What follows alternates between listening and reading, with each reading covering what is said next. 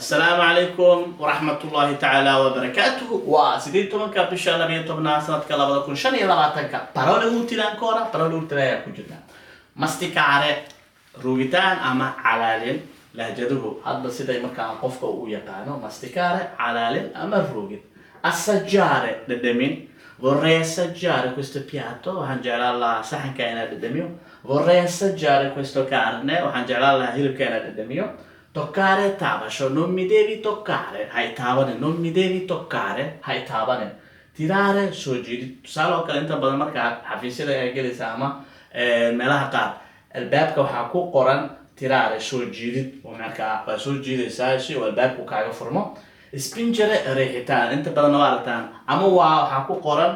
soo jiid ama riix marka